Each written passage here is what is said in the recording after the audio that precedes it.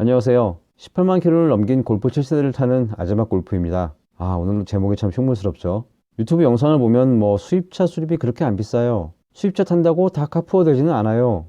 이런 말 참 많죠. 그런데 이 말은 맞기도 하고 틀리기도 합니다. 관리를 잘하면서 탄다면 맞는 말이지만 관리를 제대로 하지 못하면 틀린 말이 될 수밖에 없어요. 또한 디젤차는 가솔린 차에 비해 신경 써야 할 부분들이 많은데 이전 차주가 관리를 어떻게 했는지 알기 어렵죠. 그런데 영상 보시는 분들은 이것보다도 대체 뭐가 고장나면 돈 1,000만 원이 수리비로 들어가는 거지? 라는 생각을 하셨을 것 같아요. 물론 1,000만 원은 골프 7세대를 비롯한 수입차들의 수리 비용이고요. 국산차는 더 저렴하긴 합니다. 오늘은 큰 수리비가 나오는 항목과 이를 방지하는 방법에 대해 말씀드리겠습니다. 그럼 시작하겠습니다.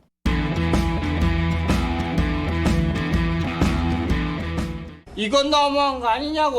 자동차는 연료가 부족해지면 경고등이 들어오죠. 다들 알고 계시는 것처럼 경고등이 들어와도 한참을 더 갈 수가 있어요. 그래서 경고등이 들어와도 크게 걱정하지 않아도 됩니다. 하지만 이런 경우 디젤차는 걱정까지는 아니어도 조심은 해야 합니다. 아마 한 번쯤 디젤차는 제때 연료를 보충해야 한다는 이야기를 들어보셨을 것 같아요. 바로 이 이야기와 연관이 있는데요. 연료 라인에는 두 개의 펌프가 있습니다. 연료 탱크에서 연료를 뽑아 올리는 저하 펌프하고요. 인젝터에서 연료가 분사되는데 필요한 압력을 만들어주는 고압 펌프가 있습니다. 이 두 개의 펌프의 윤활은 연료가 담당을 하고 있어요. 만약 연료가 부족해지면 윤활이 제대로 안 되기 때문에 펌프 내부의 부품이 마찰을 일으켜 쇳가루가 발생을 합니다. 이렇게 되면 연료 라인 전체에 쇳가루가 돌아다니게 되겠죠. 이 쇳가루들이 인젝터의 미세한 구멍을 막아서 출력 손실 등의 문제가 생길 수가 있고요. 이 출력 손실 문제가 심해지면 아예 운행이 불가능해집니다. 연료 분석 안 되니까요. 쇳가루가 돌면 연료 펌프와 연료 탱크부터 인젝터 그리고 전체 연료 라인을 교체해야 합니다. 특히 인젝터 가격은 꽤 비싸죠. 이 때문에 어마어마한 수리비가 나옵니다. 이를 막을 수 있는 방법은 경고등이 들어오기 전에 연료를 보충해 주는 것 하고요. 연료 필터를 제때 교환해 주는 것입니다. 참고로 폭스바겐 차량의 연료 필터 교체 주기는 6만 킬로로 되어 있는데 저는 3만 킬로마다 교체하고 있어요. 중고차 가격보다 수리비가 더 나올 수도 있기 때문에.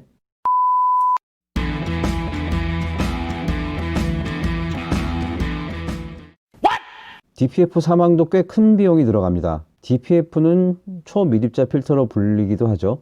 디젤 연료를 사용하는 배기가스에 섞여있는 오염물질을 걸러내는 역할을 합니다. 그리고 내부에 오염물질이 많이 쌓이면 연료를 집어넣어 이것들을 태우죠.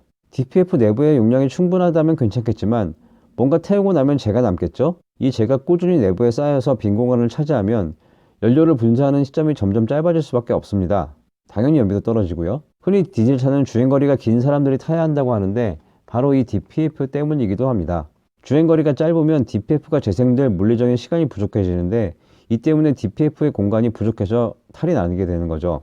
제 경우는 12만 킬로가 넘으니까 슬슬 연비가 떨어지는 상황이 생겼습니다. 그래서 DPF와 인젝터 클리닝까지 같이 진행을 했어요. 당연히 연비도 올라가고 주행 성능도 좋아졌죠. 참고로 폭스바겐 차량뿐만 아니라 대부분 차량의 DPF는 부품 가격 자체가 비쌀 뿐더러 분해를 해야 할 것들이 많기 때문에 공임도 많이 나옵니다. 애프터마켓 제품으로 해도 부품값만 150만 원 정도 하죠. 물론 정품으로 한다면 더 비싸겠고요. 또한 DPF에 문제가 생기는 이유는 보통 DPF 앞단에 있는 엔진에도 문제가 있기 마련이니까 이 부분의 수리에도 비용이 들어가기 때문에 이 금액이 나옵니다.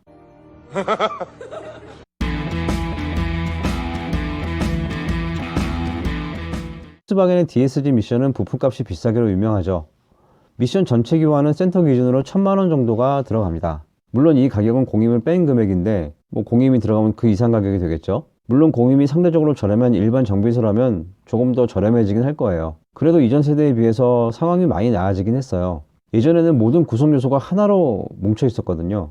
그런데 골프 7세대에 들어와 메카트로닉스하고 미션 본체 그리고 몇 가지가 다 분리가 되어 있어요. 메카트로닉스 쪽은 200만 원에서 300만 원 정도의 비용입니다. 미션을 보호하는 방법은 교체 주기에 맞춰 미션 오일을 제때 교환해 주는 것이 첫 번째죠. 저는 6만 킬로마다 교환을 했고요. 아울러 기어 레버를 피해 놓고 사이드 브레이크를 채우는 운전자들이 많은데 평지에서는 상관이 없는데 내리막이나 오르막에서는 기어 레버를 움직일 때 텅 하는 굉장히 큰 소리가 나죠. 이런 상황 역시 미션에 좋지 않은 영향을 미칩니다. 이런 상황을 막는 방법은 사이드 브레이크를 채운 상태에서 기어 레버를 움직이면 됩니다.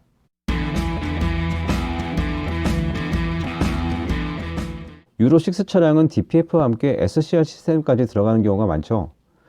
DPF하고 SCR이 함께 고장나면 죄송합니다. SCR은 선택적 환원 촉매제라고 불리기도 합니다. 이름이 어려워요. 이 시스템의 촉매로 사용되는 것이 바로 애드블루라고 불리는 요소수죠. 요소수는 원래 보관 온도하고 보관 환경, 그 다음에 보관 기간이 굉장히 중요한데 관리가 제대로 안 된 제품들이 유통되는 경우가 있습니다. 또한 요소수는 32.5%의 요소하고 62.5%의 탈이온화수로 구성되어 있는데 요소수 농도가 낮으면 배출가스 정화 능력이 떨어지고요. 이보다 높으면 요소가 결정화됩니다. 결정화된다는 것은 덩어리가 된다는 거죠. 이런 상태가 되면 SCR 촉매나 인젝터 노즐을 막아버리게 됩니다. 그리고 이 상태가 계속되면 시동이 걸리지 않거나 출력이 떨어지죠. 또한 불량 제품의 경우 요소수 분쇄 장치를 변형시켜서 고장을 만들기도 해요. 이렇게 되면 말씀드린 대로 큰 비용이 들어가게 되는 거죠. 사실 이건 정답이 없어요. 믿을 만한 제품을 선택해 사용하는 것이 가장 최선입니다.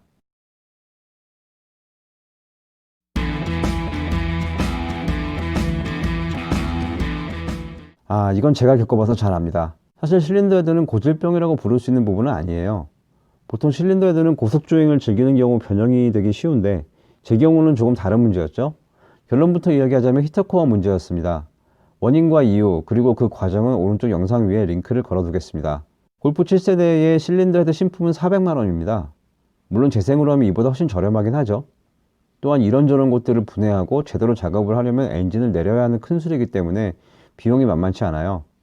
제 경우는 히터코어 문제 때문이었는데 이건 운전자가 직접 보기는 힘들죠. 간접적으로 냉각수나 히터의 온도 등으로 미루어 짐작하는 방법이 있습니다. 지금까지 큰 수리비가 나오는 경우에 대해 말씀드렸습니다. 물론 이것 말고도 수리비가 많이 나오는 건 또 더 있습니다. 문제는 현재 골프 7세대 2.0 TDI의 가격이 1000만원 언저리라는 거죠. 그래서 중고차를 구매해 까딱하면 차값 이상의 수리비를 지출하게 될 수도 있습니다. 또한 이런 문제들은 눈에 보이지 않는다는 것이 또 문제이기도 하죠. 많은 이들이 중고차 가격의 2배 정도 여유 자금을 확보하고 있거나 그 정도의 수리 비용을 감당할 수 있을 정도가 되어야 한다고 하는데 저도 같은 의견입니다. 물론 이건 수입차에만 국한되는 문제는 아니고요. 사실 가장 좋은 것은 신차를 구매해 관리를 잘하면서 타는 겁니다. 지금까지 아재마 골프였습니다. 더 재미있고 유익한 내용으로 찾아오겠습니다. 감사합니다.